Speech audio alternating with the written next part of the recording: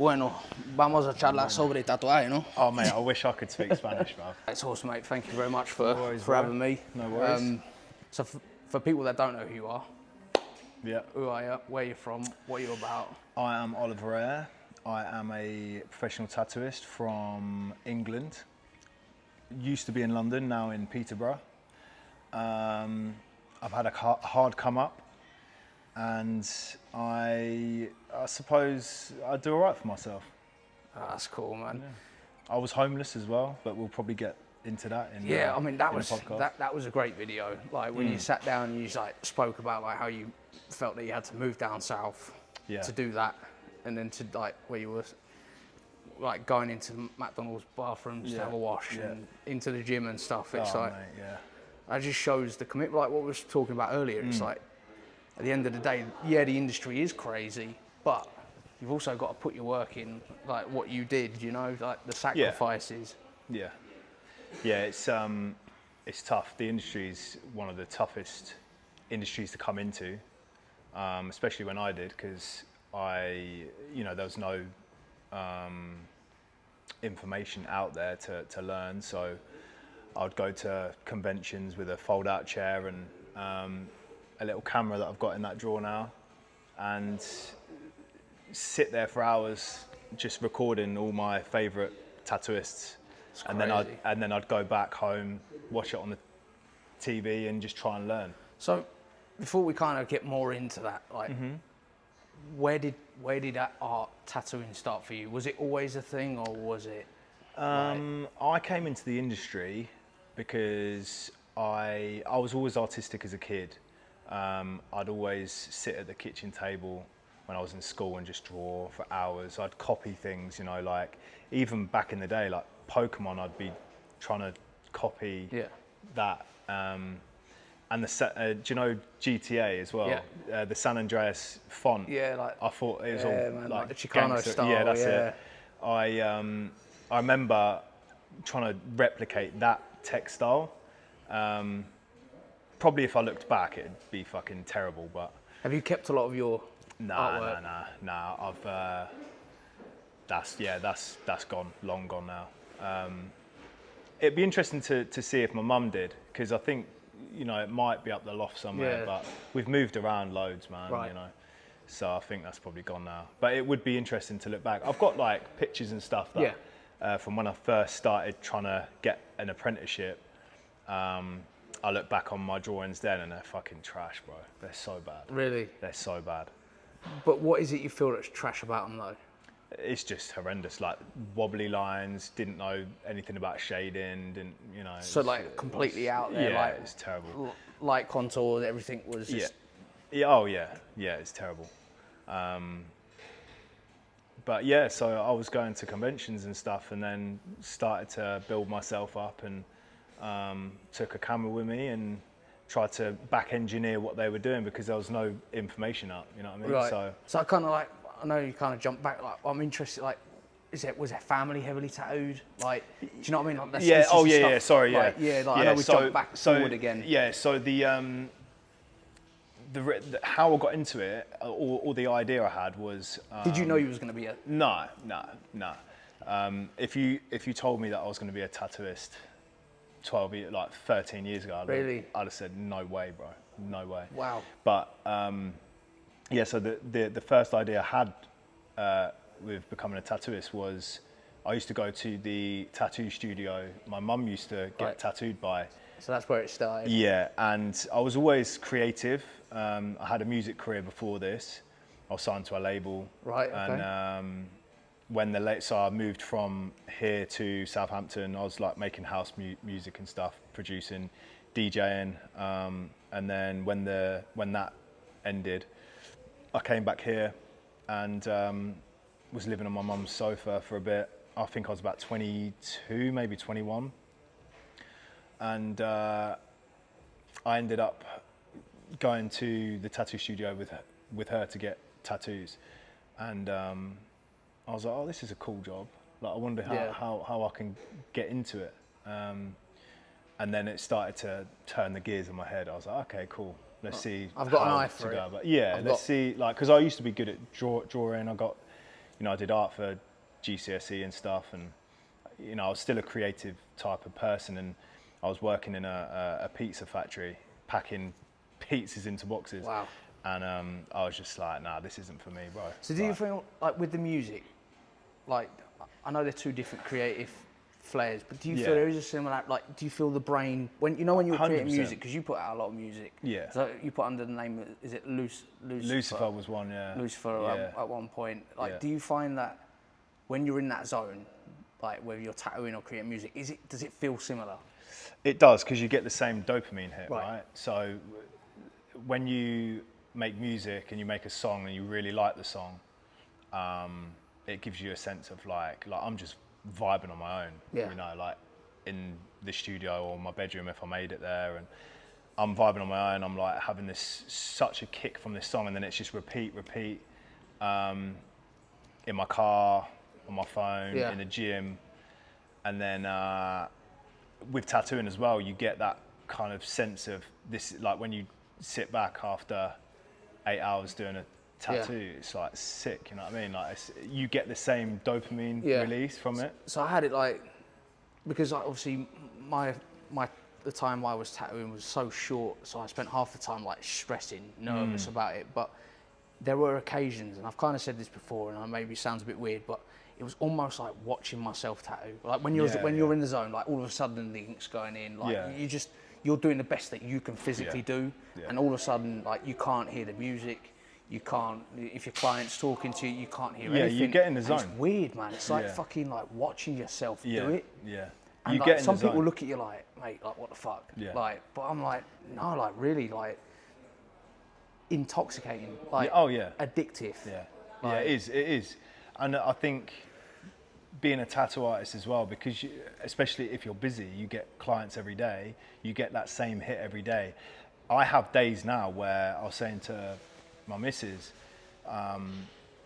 if I don't do anything in a day, I'm ruined. Right. Like mentally, I'm like, this I can't deal with today. Is that the downside to the upside? Being creative, like, is such a it's a blessing and a curse, because it's nice that you're a creative person, but then it's also when you don't do anything or you're not creative, like it's just, you feel like you're wasting your life. Yeah, it's weird. It's like we were talking earlier, like about this type of stuff, and it's like for me, I've said to my missus loads of times, like, I wish I could be that person that was happy with a 9-to-5 job and just fall into line. Yeah, like, I'd never be that person. I can't be that person. Never.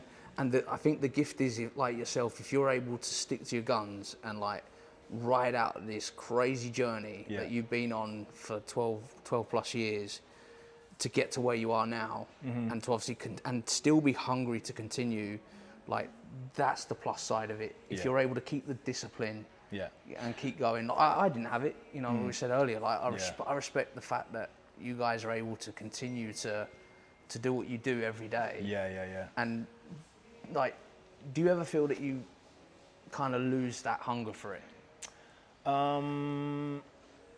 I don't, okay, this is going to be very controversial. I don't actually like the industry. I fucking hate the tattoo industry with a passion. Well, you spoke about this a lot over the years. Yeah, but with that being said, it's been very good to me. I think it's very cliquey, especially when I first came in. It was a very cliquey industry to be in. I quickly found out that there were very bad people within the industry as well. Right. And then I just kind of stayed in my lane. I stopped trying to make friends, if you know what I mean. Did you find, like, obviously we're not name dropping or anything like that, but we're like, the people that weren't nice, were they tattooists or were they just business people? They were tattooists, yeah. They were tattooists, right. Yeah. But I mean, do you feel that was a gatekeeping? Because like it's like that in the bike world, especially with the Harleys, like with the old like 1960s, 70s Harleys, like, because you can't buy them parts anymore. It's become almost like a hipster thing. Yeah. And the old guys are gatekeeping on it because the guys with money can just buy their way into a culture. Yeah. You know, is that the same for you, you feel, or? Not necessarily, because when I first came in, there wasn't any information out there. So it wasn't like I was coming into the industry just to tell everyone's secrets. It was more the fact that it was the lifestyle it brought. Right. You know, there was a drug problem. you know, the guy that stole all my equipment, if you don't know, he had a massive cocaine addiction. He just wasn't a nice bloke. He would rather fuck people over. And I've come across a lot of people in the industry that would rather fuck people over to be successful. Right. Which is where I went into the tattoo education side of it. Yeah. Because I had so many people turn me down for apprenticeships. So many people fucked me over. And I was like, do you know what? It's cool. I'll do it on my own, by myself. And when I got to a standard I was pretty good at, I started giving helping all the people, information away, kind of as a fuck you, but the main reason for that was because I didn't have the help. Yeah. So it made me appreciate people's appreciation for what I was doing. Yeah. Because it would make me feel good. Yeah, I mean, I know who you are simply because I went on YouTube. YouTube, like, how to get smoother shading or something on that line, and your videos came up. Do you know what I mean? It was like, you know, that was it. Because my journey was very similar to yours. Like, and the only difference was I wasn't able to commit long term time. Yeah. Because I got a missus and 2 kids to feed. You know, like when I started my journey. Yeah, it's tough, man. But similar, like had people saying like, "Oh, you don't give up your day job, like you shit." Yeah. But we all start somewhere, bro. Do you know what I mean? Like my tattoos from the beginning were fucking trash. Like I can look back, like my mum's got some of I think she's got my first ever tattoo on her. I have my first ever tattoo on me. Yeah, well, this here. Yeah, mine's down here. This here was the rose that I did on myself, however many years ago. Yeah, man.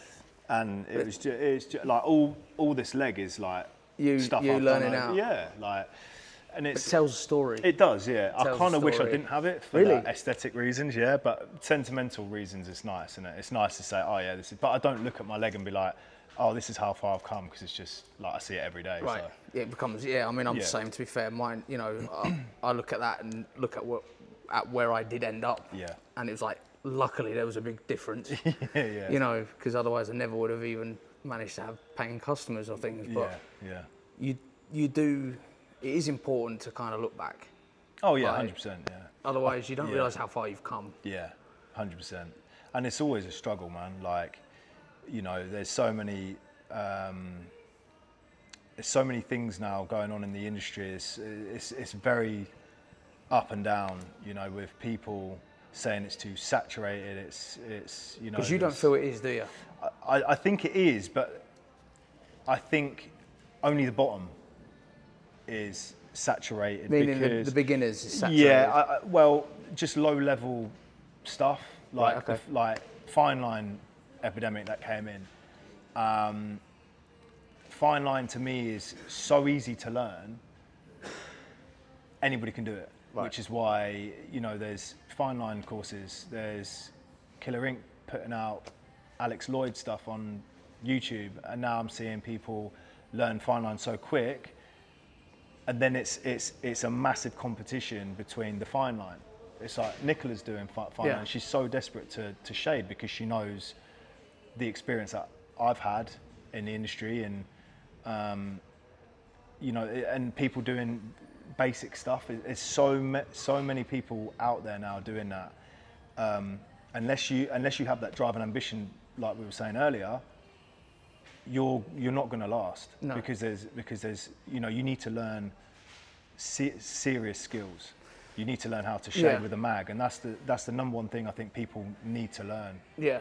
Otherwise, you're just going to get swallowed up by someone down the street. Yeah, and that's the thing. Like following like your journey, or like what you put out there, like your style has never changed. Yeah. Like realistically, it's like you are known for like the Chicano girls, like the soft shading, like the smoothness. Like you might maybe put out a few design concepts that are slightly different. But where I'm going with this is like you've been able to like stick to your guns and not sell out and go down the fine line, or fine line artist, or like go down like the mandala work, which was huge 5 years ago. So what think made you be able to do that? Like be able to stick to like, no, this is actually, I just want to I just want to focus on improving my skills instead of trying to focus on the trends to get more work in. Yeah. It's because I like my style. I like black and grey realism. I've always liked that. If someone I don't post every tattoo I do.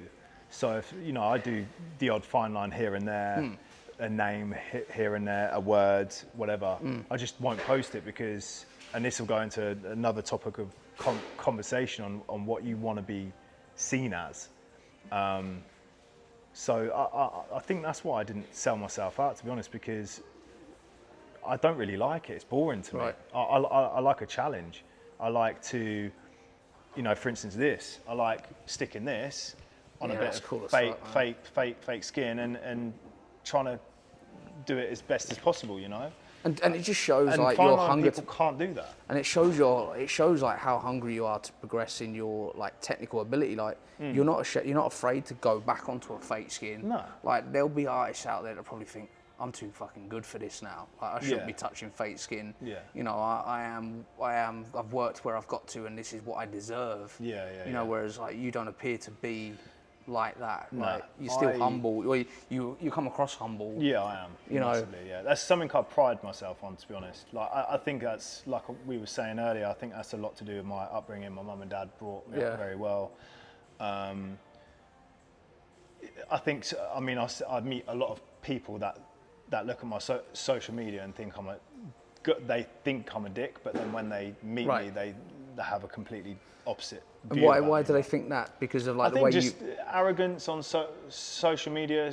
People can misinterpret videos. Do you think that is them mistaking your confidence for arrogance? Probably. Because that's probably what it is. Like you, at the end of the day, it's like I'm sure you've said recently, like on some of the clips you put out on Instagram, where like people aren't just wanting to get tattooed by you; they're wanting to like kind of see what you're about. Yeah. Like, because it's a lot of money, and obviously people kind of to be able to put yourself next to somebody for so many hours, so close, like that is a personal experience. Oh, 100%. Yeah. Like, so I suppose people are investing in that experience. Yeah. Especially not just the tattoo. Yeah, especially with clients. I think the number one thing people don't understand coming into the industry and why they are struggling is because you need to put yourself out there. Yeah. You need to put your face card out there. You need to have a personality. Otherwise, like people buy from people, they don't buy otherwise. So it's like Paulie D. Like he's not a great tattooist, but he's killing it because he puts himself out there. His marketing is on point. Yeah. And people that have a bad word to say about him, like I come across him, 6-7 months ago, and I was like, how the hell has this guy got a Lambo? Like he can't be, more successful than me, but he is, because he's got his marketing down, he's got a personality, and that's what people buy from. Obviously he sells the schools and stuff like this, which is he the guy that does all the reviews? No, that's Ben Fisher. Right. Very similar types of people. Yeah. Ben Fisher's cool. I've spoke to him a few times. He's a cool guy. Paulie D's a cool guy as well. I've spoken to him as well. But Ben's more online and Paulie's more in person with mass chairs and tables and stuff. Listen, the industry is so unregulated. People that have got a problem with that, because he's just feeding the bottom, right? He's feeding people coming into the industry not knowing what they're doing. If that person's got drive and ambition, they'll get to where I am, or they'll get to where someone else is. Exactly. Like you're literally. If you've got drive and ambition, right? All these people that are taking his course, they might be like, right, cool, I understand the basics now. Now let me go and buy Ollie's course. Now let me go and buy Fabio's course. Let me go and buy this person's course and see if I can improve on that. Yeah. And I think that's what separates people out when they first come into the industry. But you can't knock what Paul's doing, because he's killing it. Yeah. He's absolutely killing it. He's making a shit ton of money, and I think it's that saying, isn't it? You can always bring a horse to water, but you can't make it drink. Yeah. So it's like, I can give you all the information in the world. How are you going to take that information and then? No, that's it. And I think like for the people that like myself that ended up stopping. Yeah. Like I'm honest. Like I found my place. Like I feel that like I didn't have the ability to commit. And instead of being resentful, yeah, but that was like that wasn't because of a drive and ambition thing. No, that was because of time. Yeah, that was time and financial reasons. But like, I could have easily have been bitter on people that were worse than me. 100%, and I see that every day. Do you know what I mean? I'm just like, do you know what? Like I've stepped back, like, and I respect where everyone's at. Mm-hmm. I understand the OGs, the 40-year plus industry people. But I think that in that it is a mixture of earning your wings. Yeah. And then, like I've always said to people that are self-taught, right? I said, look, like me, like you, I'm saying, if you're not willing to go down the conventional apprenticeship, i.e. you can't or you don't want to, at least there's loads of content out there. Yeah, but at least sit and watch, like Tattoo Nation, like the documentary. Mm-hmm. At least learn a bit of the history. All right, let me put it to you like this, right? People that say, oh, you should have got an apprenticeship, blah, blah. I've seen so many studios throughout my time that are fucking awful, that are teaching artists the wrong way or very unhygienic ways, right? I've seen dogs in studios, which is a big fucking no-no for me, because it's just not clean, and it's against the rules in the UK to do that. So say, okay, you've got two people. Would I rather employ someone in the Holy Grail Studios here, that's someone that's learnt from me, or someone that's learnt from a really bad studio that got an apprenticeship? I'd rather take this person because they've learned how. What's the difference? Yeah. You know no, what but I mean, what I meant was like in respect of, like, if you're self-taught and and at the end of the day, it's like at least learn the history of where the tattoo culture's come from. Yeah. Do you know what I mean? At least like get yourself a bowl of popcorn, watch Tattoo Nation with Mr. Cartoons, watch a few documentaries. Like at least then you can turn around and say, I understand. Just like we said off air, like I'm able to sit here with you and have a conversation about tattooing. Yeah, because I have a basic understanding. Yeah. And at least do that. Yeah. Do you know what I mean? That's what I mean. I fully understand not doing a conventional apprenticeship if you're not able to. That just comes down to drive and ambition, though, doesn't it? Yeah. Like if someone doesn't want to learn about who Oatsy is, the original Iceman who got tattoos, and where it originated from, and Egyptians doing it, and all this, that, and the other, right? But then does it really make a fucking difference? Like, no. But then it shows that you've got a passion for it. Yeah, I get it. Do you know that stuff fascinates me, which is why I know about that stuff, and but that separates the weak from the others, right? Because if you haven't got drive and ambition or a passion for it, you're going to burn out eventually. Yeah. And then you're going to wonder why you've not got any clients. Yeah. No, and that's like where I was honest with myself. Like I ran out of drive and ambition and passion with it, because it was like I can't feed my missus and my kids off of just the words of passion. Could you not have done it part time? Well, I was, but it just. I think I fell out of love with it in that respect. Like, and then I realised that it's not for everyone. I found my place here. Do you know what I mean? Yeah. Like being able to sit down with people like yourself and hear your story, and like that's where I feel that I kind of earned my stripes well enough to go and I can have a technical conversation with you. Yeah. I mean, and then also relate to the passion and the drive to a certain extent. Yeah. Do you know what I mean? Yeah. But I think like kind of going back to like your story, we kind of wandered off a bit there. Like you obviously, you came back up north, you started learning to tattoo. I believe you were tattooing out of your mum's conservatory. Yeah. Wow, that's a throwback. So when the music thing didn't happen anymore, I was signed to the label for 2 years, and then they just went in a different direction musically. So they dropped a load of artists, and I was one of those. And then, I came back here, lived on my mum's sofa for a bit.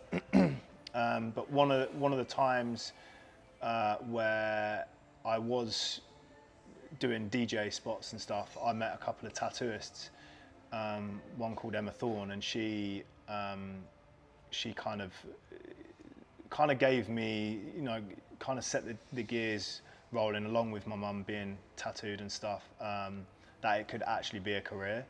And I used to hang out in tattoo studios all the time and stuff when I was in Surrey. And then, when I decided to give it a go, I convinced my mum to convert her conservatory into a little studio for me. And we got the council out, licensed it, got a bed, got a sink in there, washable floors, and then just started teaching myself. And then 8 months went by, and I got headhunted by the shop that Emma was working in, because she'd left the shop where all my stuff got stolen from. And I ended up going back down south, and I stayed there for, until this year. Yeah, and that's crazy, because obviously, like we spoke briefly on, like you ended up living in your car. Yeah. So was that at the time? Yeah. So when everything went wrong with the studio. Yeah. So when I went back down south, after being headhunted, I went to the studio, worked there for a bit. My mum bought me a car for Christmas. It was a little Fiat Punto. Yeah, man. And then, I was working in a shop in Woking, where Emma was, and then my friend Che, who I'd met a year before, was a tattooist in Essex. He went to Denmark, Iron and Ink, under Havaro, worked there. I was at a point at the studio in Woking, it's not there anymore. It's called V1. I'll just put the name out there, but I was at a point in V1, I was there for 3 or 4 months, and I just wasn't getting better, and I needed to learn more. So I spoke to my friend Che, and he was like, "Oh, you should come out here, bro. There's fucking crazy artists here. Like you'll kill it, blah blah." So anyway, I went and met Havaro in the London studio that he owned, because he had about 5 or 6 around the world, including LA. And I went and met him and Che in London, in Stratford, I think it was. And he was like, "Yeah, cool. Would you know?" Told him what I know. Showed him my work and stuff. He was like, "Yeah, cool. Come along." He was the nicest guy, really massive, fucking scary looking guy, bro. But he was sound as hell. And he flew me to Denmark. He was like, "Jump on this plane with us." I was like, "Sweet." So I went to Denmark, and when I say he was so entrepreneurial. He had this incredible studio. It was absolutely fucking huge. There must have been about 20 or 30 world-class artists in all different styles there. Right. So as soon as I went over there, I was like, it blew my mind. I was like, holy shit, this is the standard. This is where it's at. This is crazy. So I spent about a month there, got homesick, wanted to come back. Just wasn't my idea of fun over in Denmark. I didn't particularly like it. Because the tattoo culture is big there, isn't it? Yeah, it's massive. It is big there. It's just, I can't really say what the thing is, but yeah, I just didn't gel with that country, to be honest. I thought there's something wasn't. Yeah, I just didn't like it. I'm quite a homebody, and I like England, to be honest. Do you? Yeah. Well, I don't now, but I did. I did then. I mean, we're talking 2015, 16, so that was a long time ago. And yeah, so learnt loads out there, brought it back, and then the manager of the shop that I was working at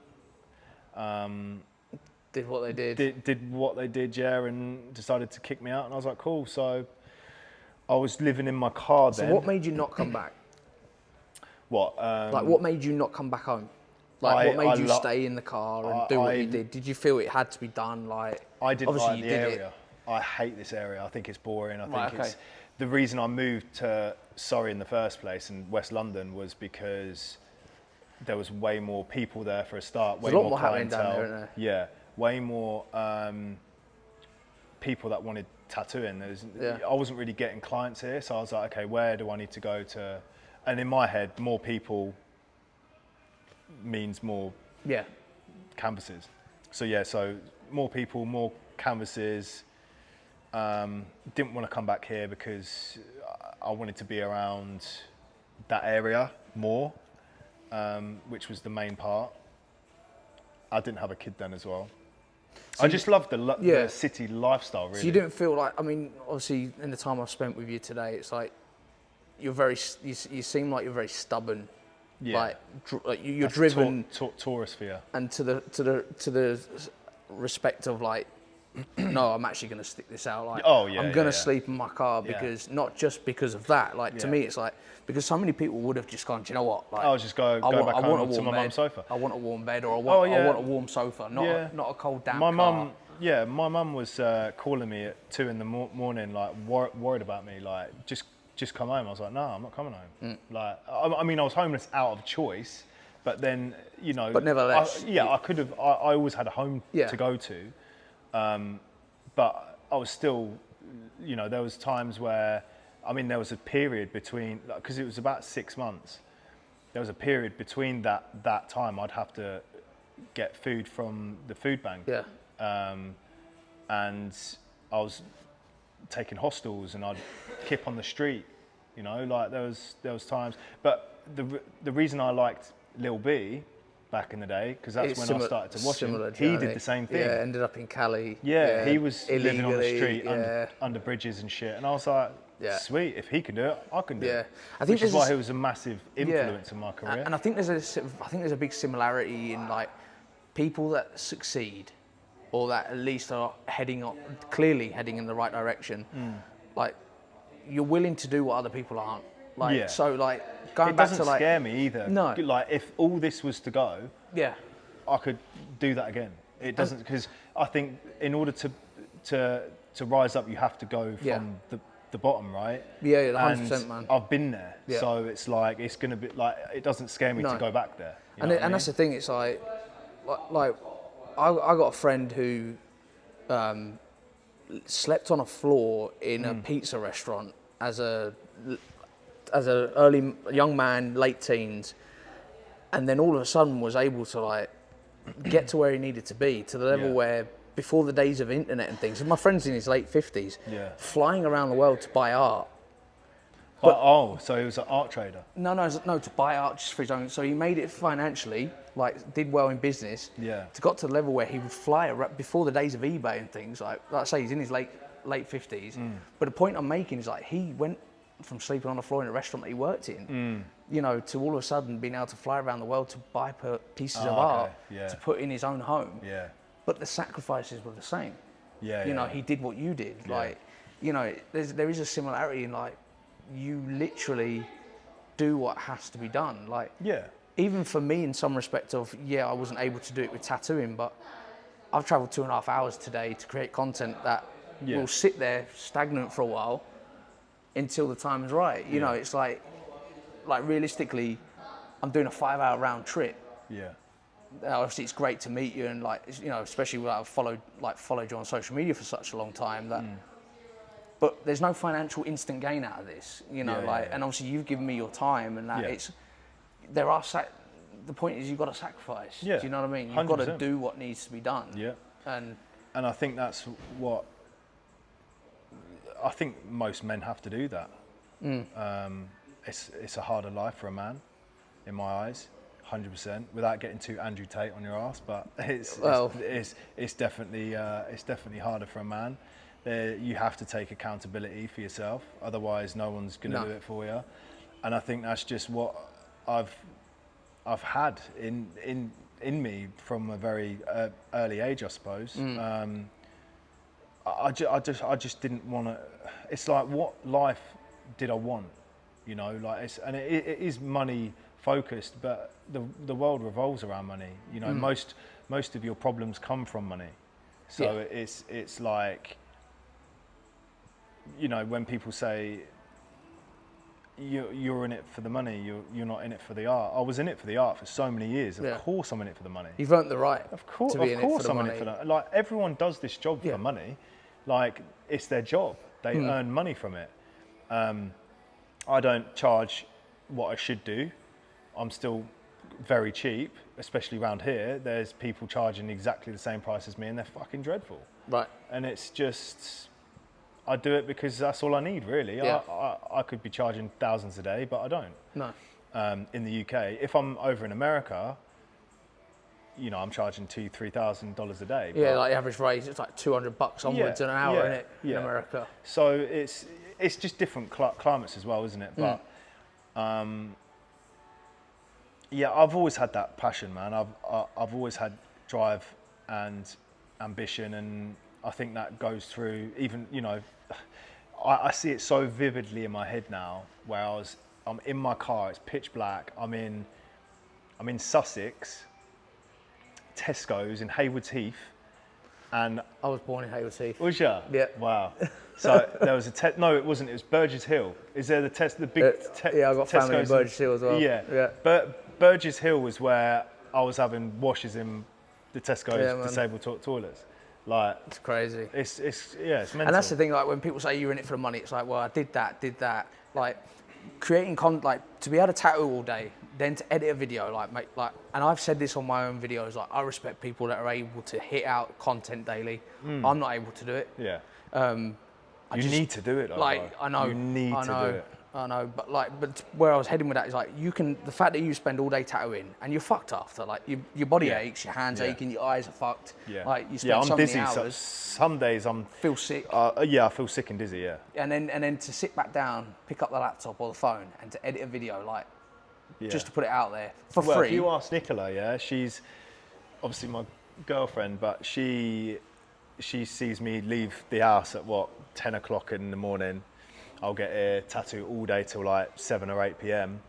Then I'll go home, have dinner, say hello, and then I'm in my office like until 11 midnight. Yeah. And she's already asleep. She barely sees me.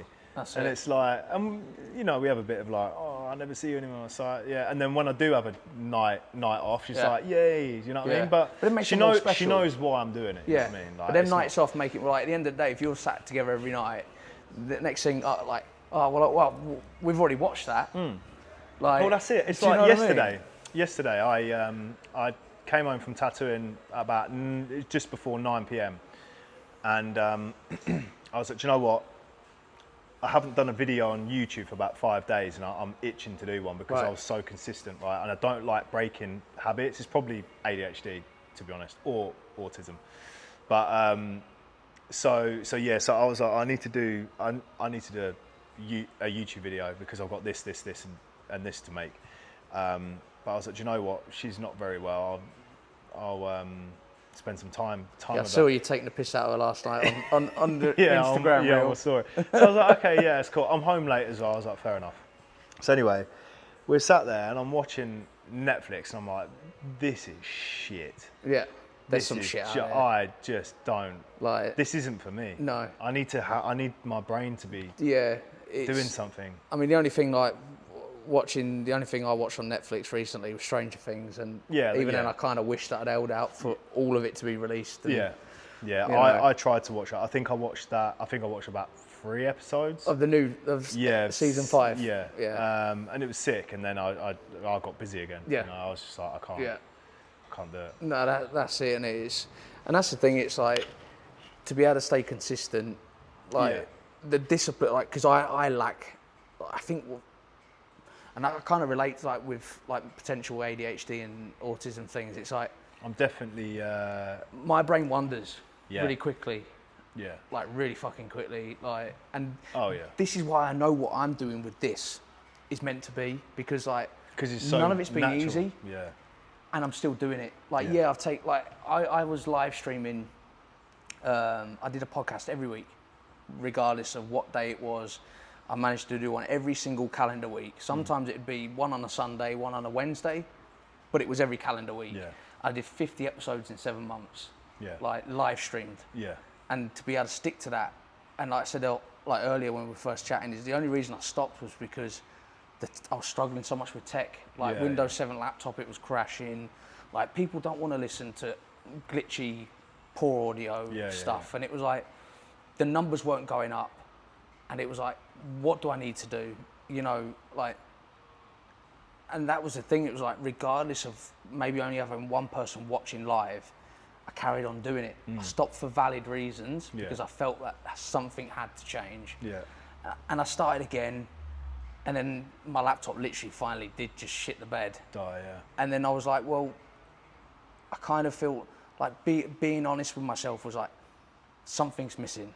Like, it's okay, the consistency's great, but the views aren't going up. No. Like on the live side of it especially. So something had to change, you know, and that was where I kind of got to. And then I got stuck in my head with it all. And then kind of... Because you've got, how many episodes have you got now? So all in all of what was called the Let's Talk Motorcycle podcast, and that was the thing, like lack of knowledge in branding was like, I think in one of the DMs I sent you, like the Let's Talk Motorcycle podcast was completely irrelevant when I interviewed a Taoist. Like I took responsibility for lacking an understanding in branding. So it was like, it don't make sense. Everything, man. Do you know what I mean? It, like, so I did just shy of 80 episodes in the course of about a year. Something, brother. You know, it's... Oh, legend. Nice one, bro. Oh, cheers, man. Thank you very much. Thank you. So, you know, just shy of 80 episodes. Got to interview some incredible people, Japan, Canada, America, Spain. From Taoists to clothing brands to like health coach mentors and all really similar types of people. Do you know what I mean? Like Lucas Silverback, who's big on Instagram as well. Fitness, sells custom waistcoats. To some of the greatest bike builders in the world, and to be able to, do you know what I mean? How did you get in contact with them? Did you like? I just like did with you, mate. I'm just like, I'm just annoying. That's my persistence. Is I can keep messaging. Yeah, that's a good thing to do as well. It's harder now to do that, like DMing and stuff. But I mean, it works. You know, it works. If they're like super big time, like millions of followers, it's very hard. Then you have to get in touch with like management and all that shit. I mean, I can honestly say I think out of, let's say I've messaged to like 200 people, 100 would say outright, that's not our thing. But the other 100, the vast majority, 50-50. Do you know what I mean? That's great odds. I've only ever had like a couple of people that have just been like completely utterly rude, like, oh, you're not big enough. Really? And I just look at them people like you're literally telling me who you are as a person. Like, really, I don't want to sit with you anyway. Like, if you're replying to me like that, that shows me who you are. As a person. I mean, you know what I mean? Yeah, I do understand that, but also I think in some people's eyes there has to be a value exchange. Yeah, and that's what I said. Like we said off air earlier. Like, I get it. Do you know what I mean? Yeah. But like most people would come up with an excuse. Like, it would be a polite oh, I'm busy or I don't feel well or you know what I mean? Like I get it. Like I mean, so if I had that, I'd be like, I'll show you. I'll get fucking big and then I'll show you. Yeah. You know what I mean? And that's the thing. You know, it's like I didn't stop.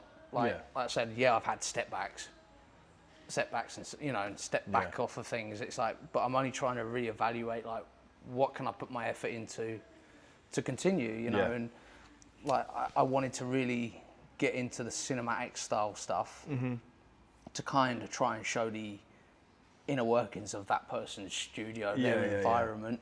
And I've got a lot to learn, you know, I've still got a lot to learn. I don't claim to be something I'm not with it. And I mean, that's the journey we all go through, isn't it? You know? Yeah, definitely. Even with me and Ben and Nicola, they're all still learning. I'm still learning now, and I've been tattooing for 12 years. You know what I mean? So what do you feel you're learning now? I'll have times in my life, right, where I'm really content with my work, and then I'll be like, I'm shit. Right. So then I'm like, what? Like, I'll look at. I know you shouldn't compare yourself, but I look at other people and I'm like, do you know what? I wish I did my shading like that. I wish I could do this. I wish I could do. Like, one of these people that want to learn everything. So, and it's like, even in things away from tattooing, if I need a website built, I'll do it myself. Right. I'll teach myself how to build a decent website, and I've done everything myself. My Holy Grail Tattoo Education website, the Holy Grail Studios website, I built all myself. I know there's like website builders now that make it easier, but you know, I've taught myself how to write a bit of code and shit here and there. Like making music as well, I taught myself how to do that. Tattooing, I taught myself how to do that. I think it has to be in you. That hunger, that drive. Yeah, I've just got it in me. To give up. You know what I mean? I've got it in me, man, and it's. I don't think it will ever change, to be honest. But going back to what you said, there's things that I don't sometimes get like a bit annoyed with in my work, like tattooing wise, and I'm like, I wish my shading was like this. I wish my shading was like that, and I'll go and try and back engineer what they've done. You know? Because that's what I've always done from the early start of my career. I was going to the conventions with a fold-out chair and a camera and recording that artist, and then going back, watching it, and just trying to guess my way and what inks they were using, what needles they were using, what machine they were using. I mean, I know like you've like just off on your YouTube career alone, like you tried a lot of machines. Like, you know, you put out a lot of reviews on them, and like I personally know that none of that shit's cheap. Oh no! Like I got a Cheyenne Hawk Thunder. Yeah. So what, it was about 600 quid, 700 quid? Well, I got it when it was already, when they just released the new Soul Nova, so it was cheaper, I think, but still like a 450 quid setup, on an old machine, you know, and it's like, where I was heading with that was like the fact that you've bought them, which they're not cheap. No, and then I was never gifted them. I was never gifted them. You know, and then you reviewed them and been honest about them, and like that again shows the hunger, like because obviously you're wanting to buy these machines on the respect of, well, I'm assuming like, will this improve my shading? Yes. You know, will a 4.5 be more beneficial than a 3.5? Yeah. You know, like, and that on its own, it's like, that's fucking determination. Yeah. Do you know what I mean? Yeah. Also, it just gives me topics of conversation and videos as well. Like, but I'd always try and make. I'd always try and make people learn when I'm learning, if you know what I mean. So, which is why I put it out on YouTube at the time, was because it's like I did a YouTube video of me tattooing some fake skin for the first time, and I was like, do you know what? I'm gonna share it with my YouTube. Yeah. Because I just wanted everyone to be included, you know what I mean? And what I learned from it, I wanted to then pass on to other people. The same with my courses. Like, I put everything in that I know into these courses in the best way explained as possible, because I know how hard it is to learn, and I know there's a shit ton of different ways to tattoo. You know what I mean? That's it, and it's like you say, it's like trying to keep it consistent, trying to be like humble with it, and like being honest in like, I'm not trying to just sell a course. Like, this is why I'm trying to sell you this course. I just want people to learn from me, and I think it's because I do know so many things from, you know, the years that I had at the beginning, from working in Iron and Ink with all the world-class artists from you know, Brazil and Italy and Spain. You know, there's so much knowledge that I have in my head, I think. And I know, I was saying to this to Jay the other day, I'm not going to be in the industry forever. I will quit tattooing at some point. Right. Any particular reason? It's just not good on my body. Right. And my mind. So why is it? That's an exclusive for you. Is that? Oh, thanks for sharing that. But is that like the downside to the upside? Like, like the desire to keep learning. Like, what is that the price you've paid? Do you know what it is? I never used to get back problems, right? I never used to get headaches. I never used to get it. Like, the older I get, this is why I take my hat off to Bob Tyrell carrying on Yeah, going. the hunger to keep going. It's tough. If you're happy, I'm not the type of person that's content, right? If I'm happy and I'm like, sweet, yeah, I'll just, sweet, you know what I mean? Like, yeah, I'll tattoo here, tattoo there, yeah, I'll do that. Don't really care about it. Like, yeah, I'll just do my normal style. Then I can go forever, but I'm not that person. I've got too much drive and ambition, so it's like I will eventually probably go from tattooing full time to maybe tattooing once or twice a month. Just to keep your. Well, yeah, but I'd like to go into full time teaching it, to be honest. Okay. But then it's like, where's the line? Because will I be accepted with the school type thing, like the Mako Academy in Italy? He did mass schools and he never got shit for it. Whereas Paulie D did it, and I think it's because he's shit. Right, okay. Or he's not that good. Mako's work is decent. Yeah. I think that's the You've earned the right. Yeah, he's earned the right to be able to teach people exactly the same way Paulie does. Yeah. Because he's better. So it's like, yeah, I will eventually quit tattooing at some point. It's not my forever job, 100%. No. And I think... Does that feel like, is that a loss in the love of it a little bit? Yes, a bit, yeah. I don't... The industry, like I said earlier, is a horrendous industry to be in. Although I've met amazing people that are in the industry, it's only like all this around me, it's a lot of stress as well. Yeah. And I think that does, like, if I didn't have this and I went to just guest around the world, I'd probably live off that and still have a decent lifestyle, you know? Travel the world. Yeah, travel the world, see, you know, earn decent money here and there, blah, blah, blah, whatever. Have nothing to my name, but I've got a daughter, I've got family, I've got commitments that I can't do that as such, like just live a nomad lifestyle, which I did want at one point. It's just stress. It's stress, I think. Yeah. And I know, I'm 33 now, so it's like... You start thinking about things slightly differently. I'm starting to look at life a bit differently now. And I know I'm not going to be tattooing forever. I'll probably still be involved in tattooing, whether that be the teaching or tattooing just mates and family or projects that I really, really, really want to do. But I do want to get to a point in my life where I can live off something else. Yeah. Because tattooing was a hobby for me when I first got into it. And it was Pedro, my friend Pedro, he always said to me, you best start getting new hobbies because once this turns into work, you're going to fucking hate it.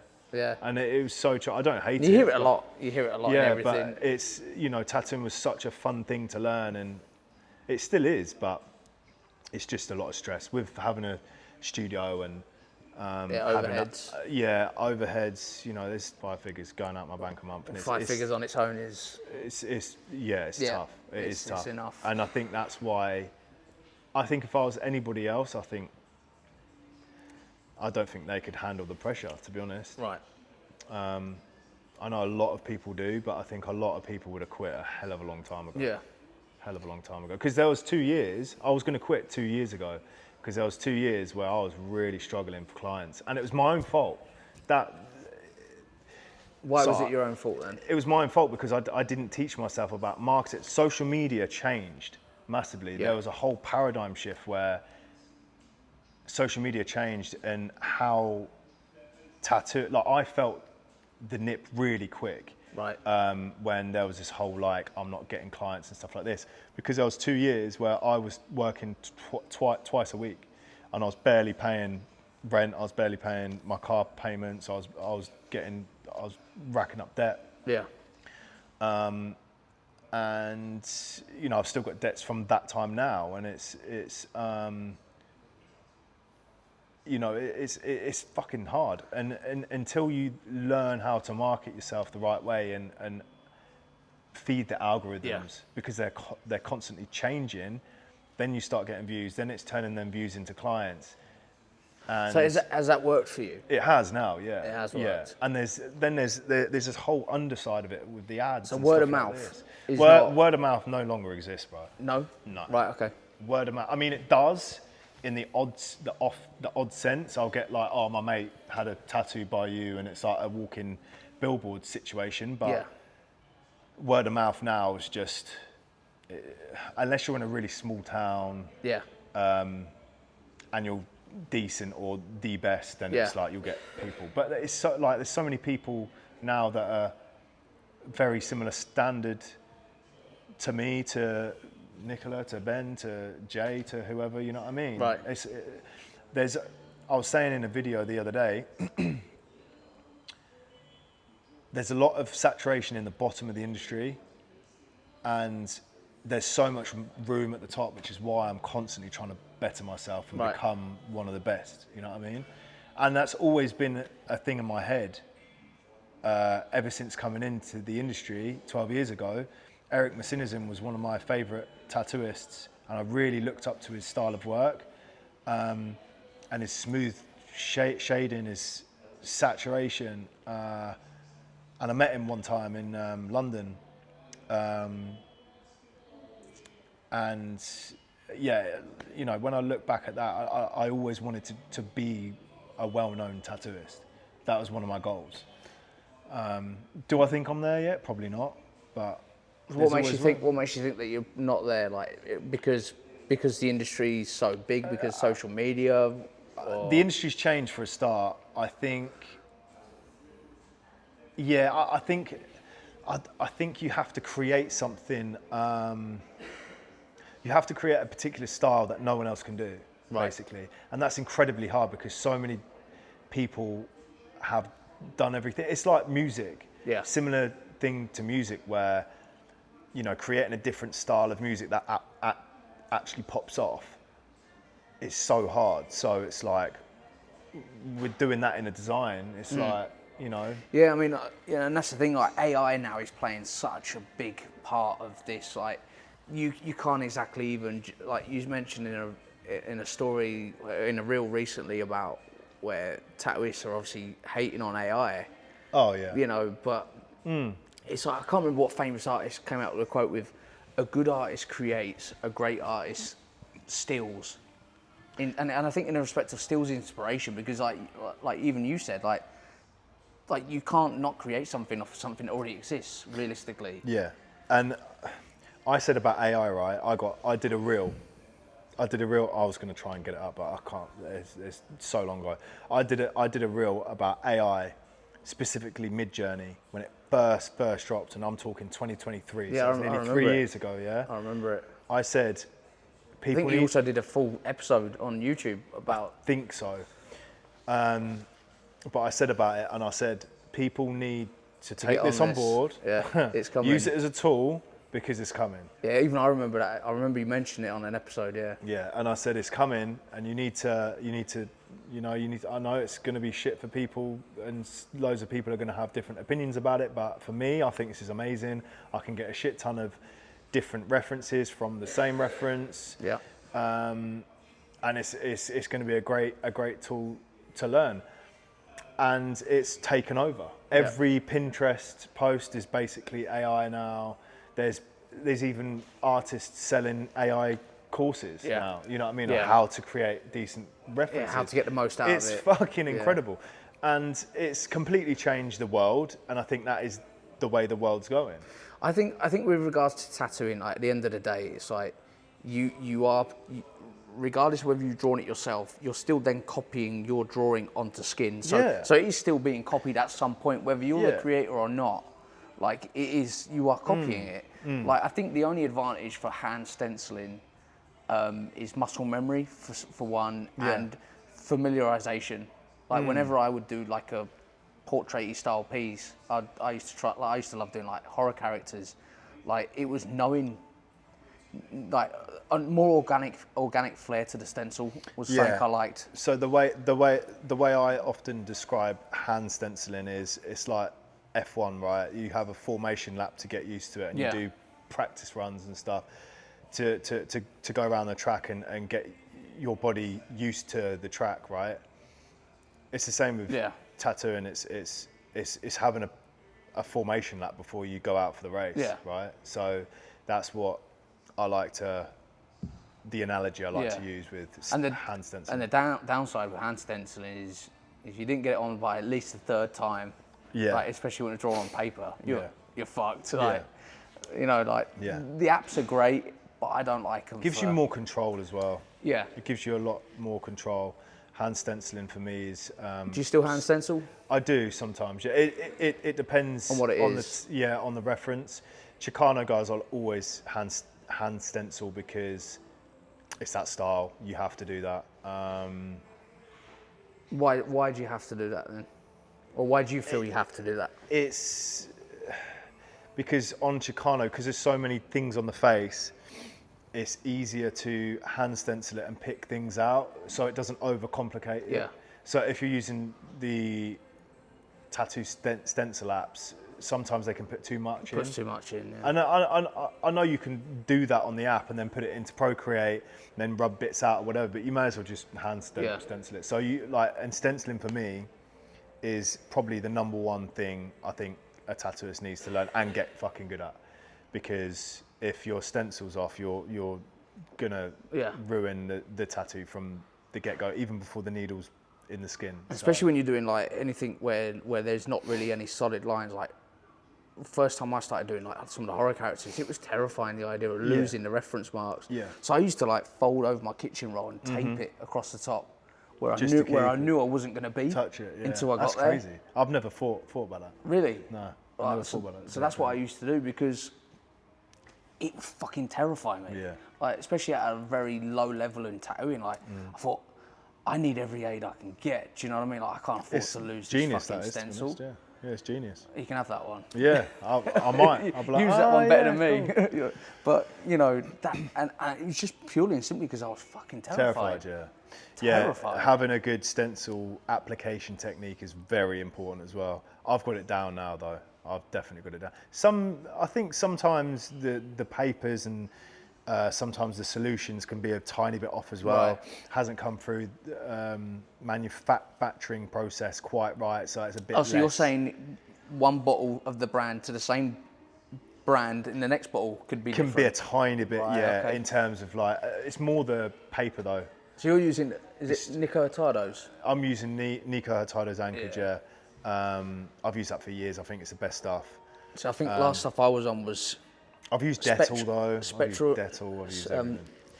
Spectrum Gold. Yeah. I was on the Gold. I know there's a load of brands out now, but I've only tried stencil stuff. Yeah. I think I got that from one of your videos, to be fair. Blue gel shit, which was terrible. Yeah, that Electrum stuff. Yeah, it's terrible. Yeah, it's green, isn't it, I think? Yeah, they did a blue one as well, I think. It's terrible. Yeah. And I've used that. There's another one as well. It's called Tattoo Stencil, I think. Right. But Anchored for me is banging. Yeah, I mean, stencil stuff Nico's work's sick as well, don't it? Yeah. Like, I haven't seen his work for ages. You know, but he was big. Obviously, he used to guest spot a lot on LA. I think he's on Ink Masters. Is he? Yeah. Right. I think he's a judge on that now. Yeah. Well, are they still producing new content then? Yeah, this is the new. Is it right? Okay. The new season, yeah. I haven't watched it for ages. I haven't watched it now for they've ages. signed it to Paramount. It's tough, isn't it? Right. No, that's it, isn't it? It's tough to fucking try and find it, but I mean, even on this, it's cool to try and get on a show like this because one, in America, it's the difference between the UK and America is in the UK, right? You're not celebrated. Everyone's very jealous and very bitter here. In America, you seem to be celebrated more. You see this. I saw it on a Joe Rogan podcast about 2-3 months ago, and I was like, "Fuck me, he's so right." No, 100%. I've always thought that as well, and I was like, "He's just confirmed it." And the thing is here as well, it's like because there are so many artists coming up. Yeah. That unfortunately, it's opened an opportunity where maybe I'm wrong in saying. Look how shaky she is. Look. Fucking hell. That's crazy. Maybe I'm wrong in saying it, but like it's give the client like the right or they believe they have the right to dictate you the price. So it's like because they would, I can imagine you've had it. Well, such and such around the corner's only quoted me 300 quid. Yeah. And it's like, at what point do you walk into Asda and turn around and say to the cashier that, I'm only going to pay 50 quid for my food shopping. Well, because, that's it. Yeah, the price is the price, isn't it? The price is the price. It's like, but that's left the industry. Yeah, in terms of pricing, listen, we all want to charge as much as we possibly can, because why the fuck wouldn't we? But then there comes a point. There's so many different things I can touch on in this, because there's people that work relatively quick like myself. Then there's the really fast artists that do like half leg sleeves in a fucking day, which is, I think, is ridiculous. It's not very dangerous, but it's more dangerous than doing it in each individual session. Well, it's interesting to say this, because I've always said to people, you never see the videos of people coming around from the anaesthetic, for example, or you never see the videos of that person trying to stand up after that full day. Yeah, I mean, when they body start hasn't got shaking, it there's a risk of infection for a start. If you tattoo the body until shock, and you tattoo a large area, the body's immune system goes down, so there's a massive risk of infection, in the first 3 days. I can get a leg sleeve done in 7 to 8 sessions, which is incredibly quick, and to quite a detailed standard, more detail than what someone would do. I'm not going to name any names, but people that do like whole outside sessions, of a leg. Because it's all just plain shapes. Yeah, they're using negative areas. Yeah, just to carry the work. Yeah. And there's a couple of artists that do that now, but again, they're only charging. I think one charges over 1,000 to do that whole side of the leg. You've got a lot of people going to like Thailand. They do that, yeah. They were the ones that cemented it, yeah. You know, we're not knocking them, but no, I mean the ones in Thailand do very good work. Yeah. I think I can't remember the studio, but Luminaire or something. Luminati or something. They're not bad. No, they're doing. I've seen some cool. It's more their composition. The people in the UK are trash at doing it because the composition is shit. Yeah. Everybody that I see do side of the leg or like full leg sleeve in 2 days, 9 times out of 10, their composition is whack. Right. Shit. But in that other studio in Thailand, they've got quite a nice composition going on. So it carries the tattoo even more. And I'm like, okay, this is cool. It's cool. It's not super like Thomas Carly Harlier or Ralph Nornweiler's work, where it's super detail with so much texture and stuff like that, which is like breathtaking to see and like clearly some of the best work in the world. But it works in their field. But at the end of the day, like, to get a piece done by Thomas, like you're talking you're paying and crazy. Time, like you know, I can't imagine I know of artists that have turned around and said, like, when they've been, how much for a sleeve, and how long is it going to take, and they've just turned around and said, like, I'm not tattooing you, and they're like, and the clients, I've heard it, like, and they're like, well, why? So, well, the very fact you walked in here, and straight away it's money and time. Yeah. You're not my client. Yeah. You know, like there is there has to be a balance, you know? Yeah, 100%. I mean, Thomas is pretty, I mean, he works for a long time, but he gets a sleeve done in 5-6 sessions, which is nice. But again, you're paying like over 2,000, I think. I think in the London studio is paying like, I think he was charging 1,500 a day, and this was about 4 years ago. So at least that and some. Yeah, he's probably the same. He's probably like 2,000 euros a day or 3,000 a day, which is good. Like, fair enough, because his work's incredible. He's put the work in. He gets people flying all over the world to see him. You know, I get people flying in here. A lot of Americans. Do you? Yeah. Germany because it's cheaper here than over there. Yeah. I have a lot of people flying from the US here. There was one the other month. That's cool. What does that first feel like? California. Like knowing that someone's flown halfway around the world. It's like, what was that first? Because obviously now you probably got used to it, or at least you're getting more used to it. I'm not used to it actually, because I quite like hearing a different accent and hearing I love. So for me, traveling is one of the best things I think you can do in life, and because I'm quite a culture person, I like to immerse myself into a culture. So when I'm tattooing an American, I'm like, oh, how's this here, and how's it like? What's the difference between this? So it's really cool to learn different cultures when I tattoo people from different parts of the world. But it's incredibly humbling, to be honest. It's you know, it's amazing. The fact that they've like the got fact on a that plane, they've jumped on a plane and come over, yeah, it's crazy. It puts me more into a stress mindset because I want them to be super, super happy with it. But I mean, I work well under pressure anyway, so it's yeah, it's a massive gesture for them. Well, it must be. Do you know what I mean? Because like they're traveling past numerous artists that can do at least a very similar standard. Yeah. Than what you're doing, because obviously they're not just traveling here because it's cheaper. You know, at the end of the day, if they can afford to jump on a plane and still pay your rates, and they always tip as well. Americans tip. Love, and it's not just a 50 quid tip; it's like 200 quid, bro. That's like mad, isn't it? That's crazy. Like, that's to some artists, that's pretty much a full day rate. Yeah. Oh yeah, but that's culture again, though, isn't it? You know, they've got a massive tipping culture over there. We don't. No. And you think like, so like obviously I speak to, for example, Javi, who used to work in Malaga. He's now moved up to Madrid. He does colour work. Like when I asked him about the day rates in Spain, like he was saying like, oh, I charge €500, and I was like, cheap. Wow, like because like that's pretty much with the exchange rate. That's pretty much the lower end of the average day rate in the UK. Yeah. You know, and the thing is, the average Spanish person only earns about €1,500 a month, like take home. Do you know what I mean? I know that because my sister still works there. You know, and I'm like, fucking hell, like.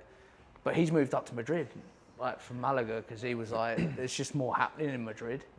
Yeah, that's one place I haven't been to Spain. I've been to a lot of places in Spain, but one place I haven't been to is Madrid. Right. I'd like to go there. Yeah, I mean, I think Barcelona was cool. Yeah, really cool city.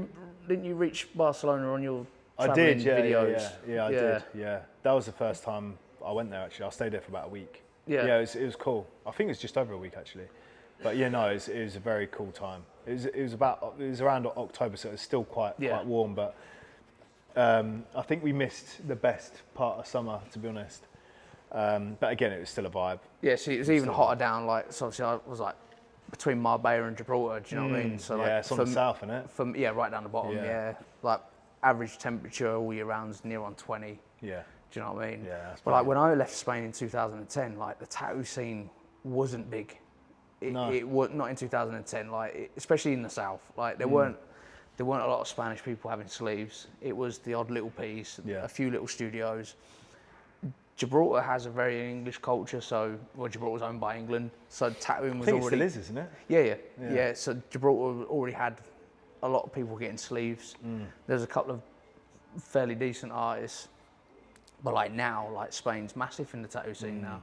You know, or they're massively in it. Do you know what I mean? At least. Yeah, they've got a few amazing artists there. Like we were saying earlier, Ganga. He was from Spain, and he emigrated to America, and now he's killing it over there. Yeah. He's probably the most successful tattooist in the world. Really? Yeah, I think so. Right. Ganga is, Fucking nice. He's, cool. I think he's just signed a deal with Nike. Yeah, you were saying earlier. For education. Right. And this is another thing. Tattooists that have an issue with education side of the tattoo industry, it's going that way. So you have to suck it up, or just keep your opinion to yourself, or spread it on social media. But then you look like a fool. Yeah, when you start chatting negatively. Like people will do what they want to do, regardless of if you say anything or not. So. You don't own the industry as much as I don't own the industry. I'll do what I need to do to get by. If that means helping people along the way with the knowledge that I've gained over the 12 years that I've worked with some of the best names in the industry, then I will. Yeah. I'll do that because it gives them, and I don't charge crazy prices for my courses. Some courses are fucking thousands and thousands. I charge a very honest rate because I know how hard it is for people to learn. And I know how, in my situation, when I was learning, I was getting Amazon shit, like needles from Amazon and eBay, and you know what I mean? I think it was eBay back then. I don't think Amazon. And I think like, it's interesting to say that because like when you're first learning, like it seems to be like eBay is a prime example. Like it's terrible. The standard needles are 12 gauge, like on eBay, and it's like who really, apart from doing bold power lines, And even then, really, how many people are actually using 12 gauges? Yeah. Like, it's crazy because it chews up the skin with no knowledge like that. Yeah. Do you know what I mean? Yeah, I mean, 12 gauge, I use 12 gauge to pack blacks in.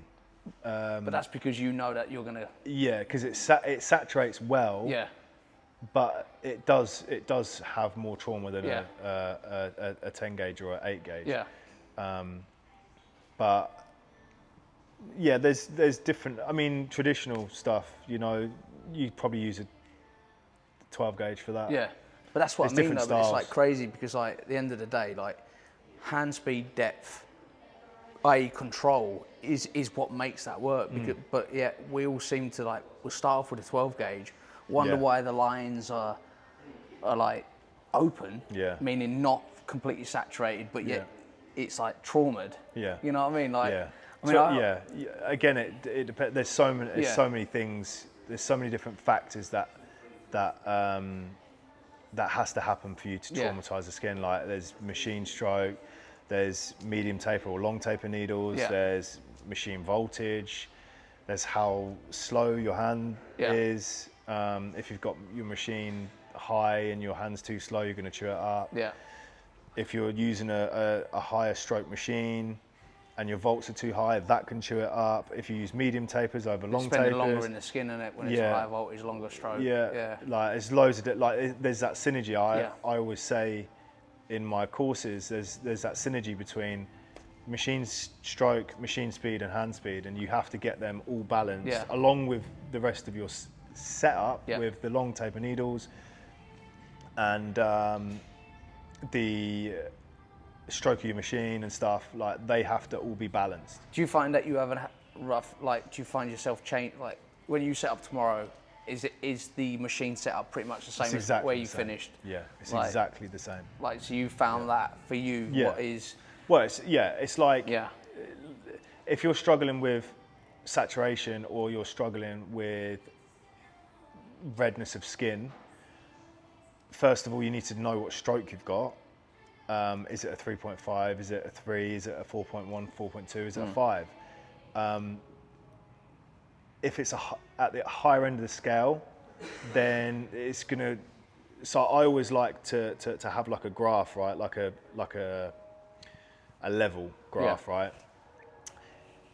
This is top of the trauma. This is lower the trauma. When you go in with a 3.5 machine, you're in the middle, right?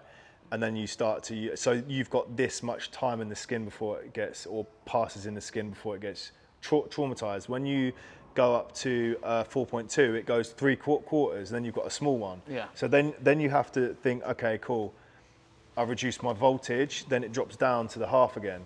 So then you've got more passes in the skin.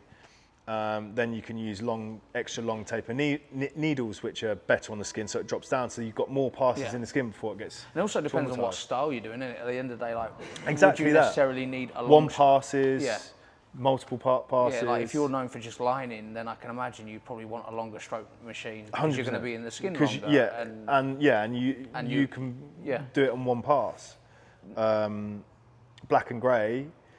But then you can shade with a 5-stroke machine, which is scary for beginners to do. I wouldn't recommend this because it does traumatize the skin very quickly. But then you have to use a really low voltage on a 5-stroke machine. But then you have to adjust your hand speed in order to get them uniform dots in the skin. Yeah. So I saw him, I can't remember what artist it was, but I watched a video on YouTube where he literally did a full portrait with one pot of black. And I thought, that's mental. Discipline. I can't remember who it was. Crazy.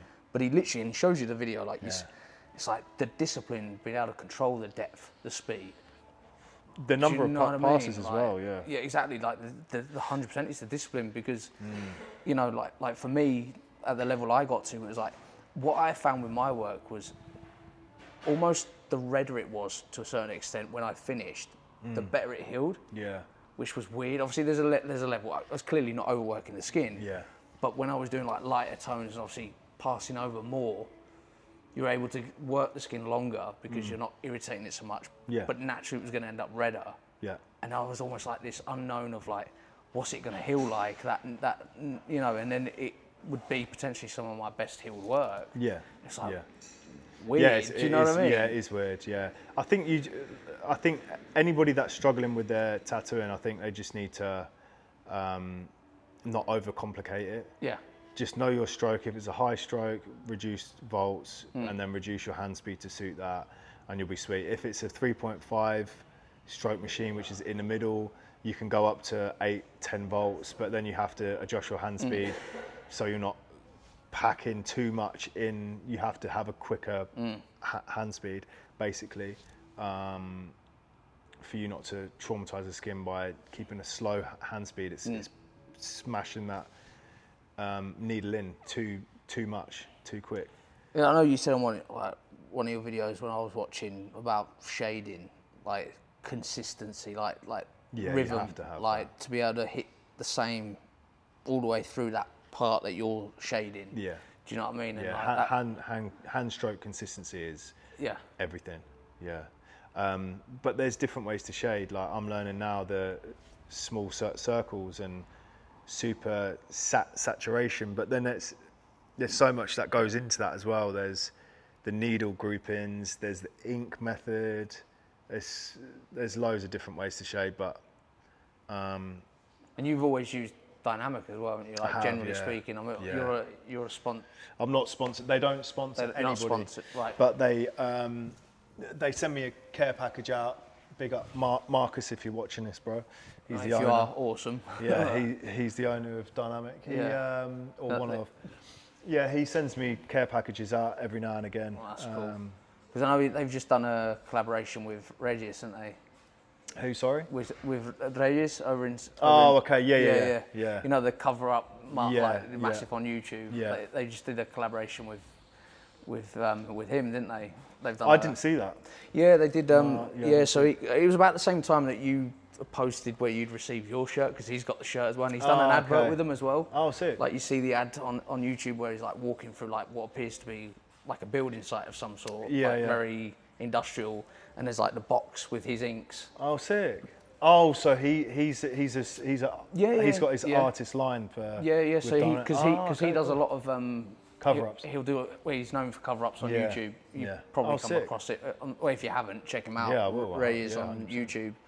So he does a lot of stuff with greys because obviously. Yeah, you have to use. The best way to cover anything up is to use colour, and that's greys. It's normally cool tones. You're gonna struggle with covering black tattoos up with warm tones. I don't know too much about colour. I don't particularly have a passion for colour. No, I don't. It but terrifies me. I know the basics. Yeah, it's just super messy to work with as well. I don't like it.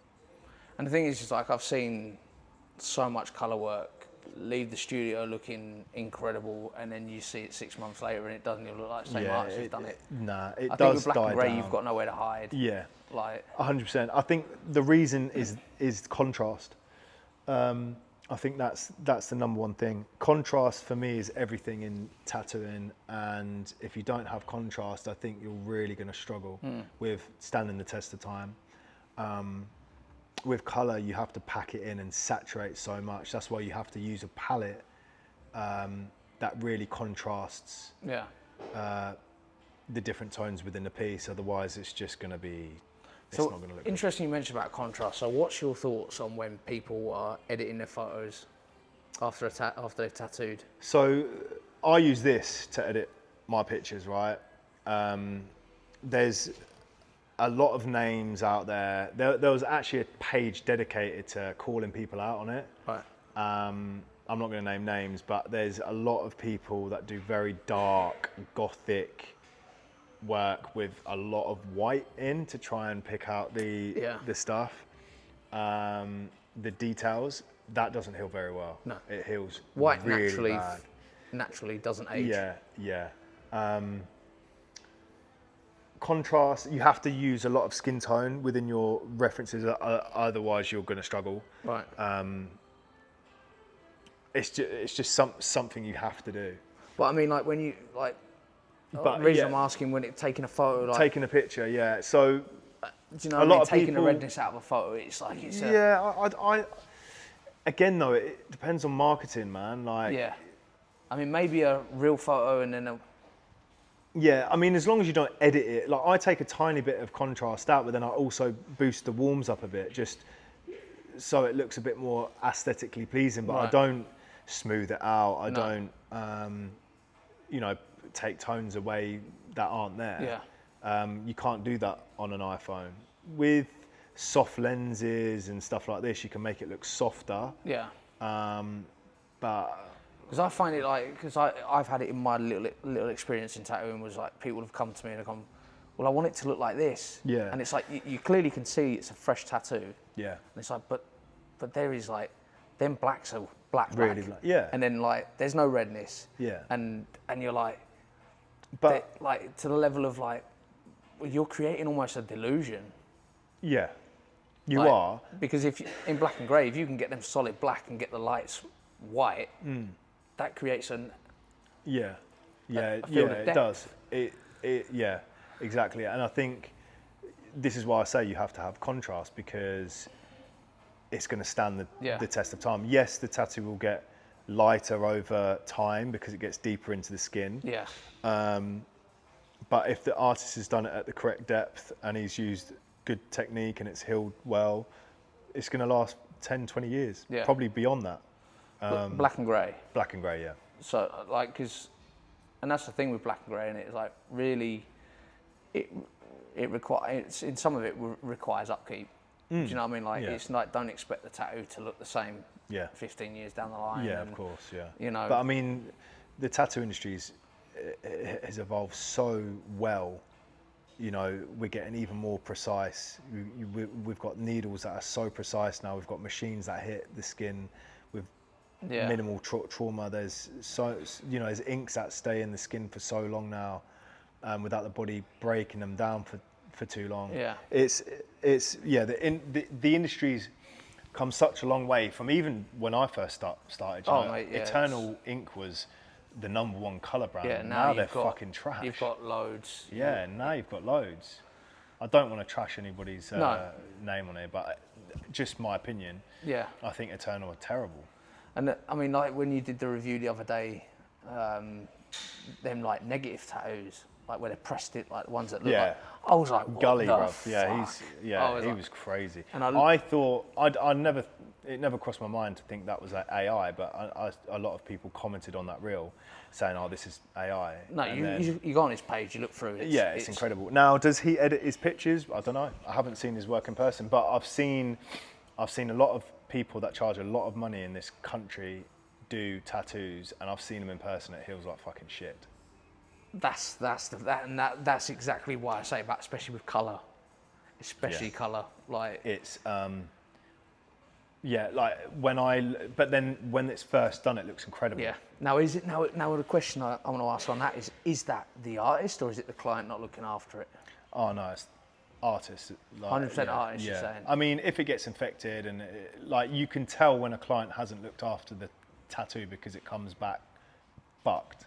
Like it's not like if you get an infection, touch wood, I haven't had a single tattoo leave my machine infected at like ever in the 12 years. But it's quite hard to infect a tattoo. It is very hard. Yeah, because everything's one use straight away. Like the machine, you wrap it up in cling film. And it is very hard unless you're in some sort of fucking trap house, bruv, like tattooing with inks that you've pulled. But like, to be fair though, I have when I got this place licensed about 5-6 months ago now, the woman that came and licensed me, she was saying, because you have to go through like your routine and she has to take pictures of bottles and all sorts of shit, right?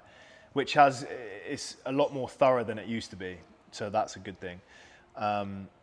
But she told me some horror stories where people would pour out their inks, use it on a client. If they had some left over, they'd pour back into the bottles.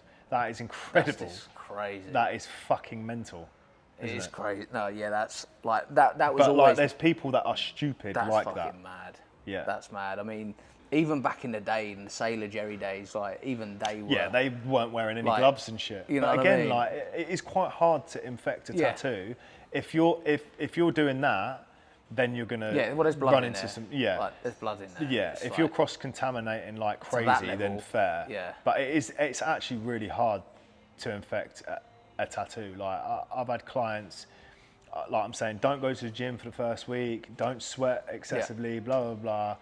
Don't rewrap your fucking tattoo either. That's one of the massive things that I say to my clients. Let it air dry because bacteria, bacteria can't grow in a moist environment. So they're not. So you're like they're dry healing. Yes. No ointments. No. Nothing at all. No. Wow. No ointments. And it's controversial because there's so many aftercare things. But listen, the human body is incredible at healing itself. Right. It's got an immune system, right? I only say to my clients, if you need to use cream to soothe the itch, because it gets itchy, then use cream to soothe the itch, and that's the only thing. Yeah. If I've done a good job, or an artist has done a good job tattooing it, you can let that dry heal, and it will heal fucking perfect. Wow. Okay. Within 2 weeks, 3 weeks. Obviously, deeper layers of skin take 3 months to fully heal, but with that being said, like if I've done a good job, you can let it dry heal. Interesting. With minimal scabs. It should just be, do you know when you get sunburn? Yeah. That like real thin Yeah, peel? just the thin peel. That's what it needs to heal like. Yeah. And obviously, like you said, that's like overworking the skin, it ain't gonna heal like that. Like traumatizing the skin. You'll see cracky scabs and big scabs and shit. That's like bad trauma, Yeah, it's crazy. Yeah. That is crazy. Yeah, man. So I think we're coming to the end of this. So like, where do you see the future going in the tattoo industry first, before yours? Okay. Where I see the future. Well, I've got a lease on this place, so I'll probably keep this place for the next 3 years. I see myself in America, bro. Right. I see myself working in America. My goal or my dream is to not come out of tattooing just yet. I will eventually quit, whether that's going to be in the next 5 years, 10 years, I will eventually quit. But in that time, I want to tour a bit more of the world, especially America. I'm currently in the process of getting a visa, I-1 visa, to go out to America for work. I'd like to have a period of my life where I have this place running nice, and then I can spend 6 months here, 6 months in America. Right. And just network. And that's where you see hopefully things going for you. Yeah. And there's no reason why that won't happen, is it? That's what, I mean, it's money, bro. Yeah. To get a visa. Yeah.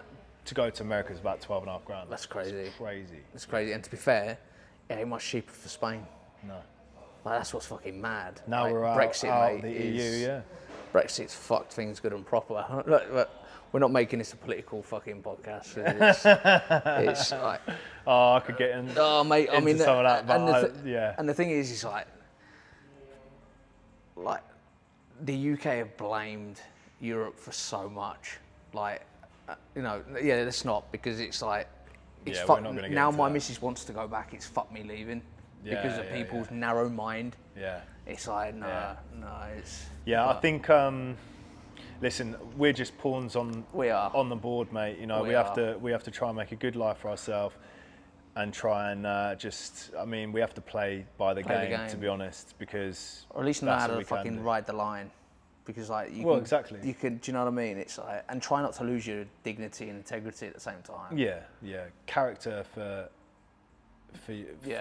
a person, especially a man, is everything. Yeah. And I think, like I said, you know, people that are kicking off about people teaching other people coming into the industry are just so narrow-minded, because that's the way it's going to go. I think like, the industry is worth $4 billion now, and half of that is education. Yeah. I think like there's nothing wrong. It would be different. Me trying to sell a course is the problem. Yeah. Do you know what I mean? Like at my level. Yeah, like, but for then me to try and sell a course, but somebody like yourself who's been like, who's clearly at a level where like shit that's clearly working. Yeah. Do you know what I mean? Like the dude clearly knows what he's on about. Yeah, and that's that different. Do you know what I mean? That comes. I get why people are saying about the Paulie D thing because his work isn't that good, but although I have seen an improvement in his work is a lot smoother than it was 3 months ago. You know what I mean? So he is learning. He's still learning. He's still relatively new to it as well. He's been in the industry for 6 years, I think he said. I get. Because he's bad, he's teaching people. I think that the thing with the whole school thing with him, and he's riding around in a Lambo and shit, and he's killing it. He's a good guy. He's a cool guy, right? Yes, he's not the best tattooist in the world, and I think that's where people have an issue, is because they're jealous of his success, knowing that's what they could have done or been. If they had the chance to. Now, I think in their mind, he's not very good, so he's teaching people to not be very good as well. And then there's like the 6-finger thing that happens. Yeah, it's crazy. Like, there's loads of stuff like that. JJ spoke about that on the podcast I did with him from Waker Eyes. What did JJ say? JJ said he reckons it was... He's publicity like, stunt. Publicity stunt. Like, imagine. He was like he reckons he knew what he was doing. I think he's taking the post down though, isn't he? I don't know. I think he's taking it down. Ben, did Paul D take the 6-finger post down? Oh, I haven't seen it circulated. Do you want me to have a look? Yeah, try and find it because that's funny. Yeah, like JJ reckons it's like deliberate. Like, yeah, I mean it's on someone's body though. That's what so I mean. I don't know, bro. But like you say, you don't. I mean, at the end of the day, it's like. But listen. I've put 12 on a clock before. 13 on a clock before, bruv. Like we've all made stupid mistakes. Mate, one of mine was not knowing how to spell anchor. Yeah. Like luckily for me, I did it in swirly writing and was able to fucking turn it into an O. Like, my poor excuse was, well, when you learn how to read and write in Spanish, everything's spelt how it sounds. Yeah, fair. Like, and to be fair, when we were designing the piece, I handed him the iPad on the app that we were using for font, and he read through various different versions of how different styles of font with the spelling mistake. Yeah, and he didn't even clock. It was only his bird that meant, but luckily we did do it in a script that I was able to fucking. You know what I mean? Yeah, and I mean, mate, listen. I felt sick. I was like, I'm so fucking sorry. Yeah, listen, you know what I mean? We've all been there, especially in the beginning, because your mind's so occupied on getting the shading best right piece you can do. and doing this and doing that. Like you're gonna miss things. Like it's human error. Yeah. Like it happens, bro. You know what I mean? But the 6 fingers, it's gonna happen, bro. You know what I mean? Like sticking 13 on a clock because it says it on a reference. Who would even think to fucking check that when you're under pressure? You know what I mean? Yeah. Like it's gonna happen, but like I said, like people can learn from whoever the fuck they want, and like we were saying earlier, it's gonna come to a point where if you've got drive and ambition and creativity enough for you to push through to get to where I am, he is, she is, whatever. Like it's that's gonna separate. Yeah, it's interesting because like you're speaking like it's pretty much like how like JJ turned around and said like he doesn't believe in talent. Like he believes that literally like what you said, if you've got drive, like I don't and necessarily determination, have talent. I've taught myself talent. What I believe is I believe that you have an eye. Yes, you and have to from have that. You have the drive and determination is what gets you. Yeah. Do you know what I mean? I think you should come back and interview me and Jay as well, because Jay's got very good understanding about some things, and he's got a good few things to say as well. But he was saying to me the other day that I have this thing that you can't teach, where I'll look at a reference. It's the chessboard effect. Yeah, well, I saw the reel that you did with Ben. Yeah, with Ben.